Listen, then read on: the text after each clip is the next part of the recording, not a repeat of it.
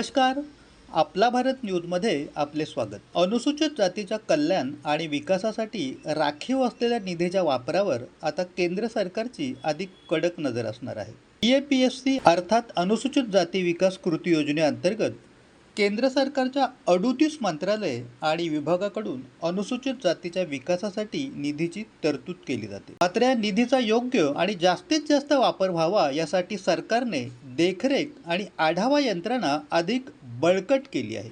राज्यसभेत अनुसूचित जाती विकास कृती योजनेबाबत विचारलेल्या प्रश्नाला उत्तर देताना सामाजिक न्याय आणि सक्षमीकरण राज्यमंत्री रामदास आठवले यांनी ही माहिती दिली. पूर्वी अनुसूचित जाती उपयोजना अर्थात SC/ST म्हणून ओळखल्या जाणाऱ्या या योजनेसाठी नीती आयोगाच्या 2017 मधील मार्गदर्शक तत्वानुसार 38 मंत्रालय आणि विभाग विविध योजनांमध्ये निधी राखून ठेवतात. मात्र 2020-21 ते 2025-26 या कालावधीत आकडेवारीमध्ये प्रत्यक्ष खर्च हा सुधारित अंदाजापेक्षा कमी असल्याचे समोर आले आहे. 2020-21 मध्ये सुधारित अंदाजाचा 81.61% निधीचा वापर झाला.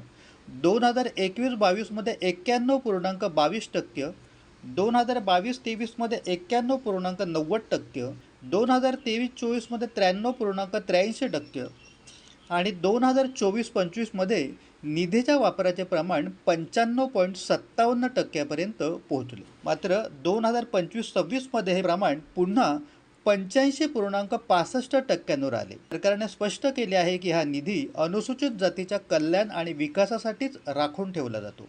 मात्र काही मंत्रालयाच्या योजना या सामान्य किंवा व्यापक स्वरूपाच्या असल्यामुळे काही प्रकरणांमध्ये राखीव निधीचा पूर्ण वापर होऊ शकत नाही. या निधीचा योग्य वापर सुनिश्चित करण्यासाठी सामाजिक न्याय आणि सक्षमीकरण विभागाकडून नियतकालिक आढावा बैठका घेतल्या जातात. 29 एप्रिल 2025 रोजी सामाजिक न्याय आणि सक्षमीकरण राज्यमंत्री BL वर्मा यांच्या अध्यक्षतेखाली आढावा बैठक झाली. तसेच 25 ऑगस्ट 2025 आणि 16 एप्रिल 2026 रोजी सचिवांच्या स्तरावरही आढावा बैठका घेण्यात आल्या. याशिवाय संबंधित मंत्रालय आणि विभागांना DAPSC अंतर्गत राखीव निधीचा जास्तीत जास्त वापर आणि योग्य वापर करण्याच्या सूचना वेळोवेळी दिल्या जातात.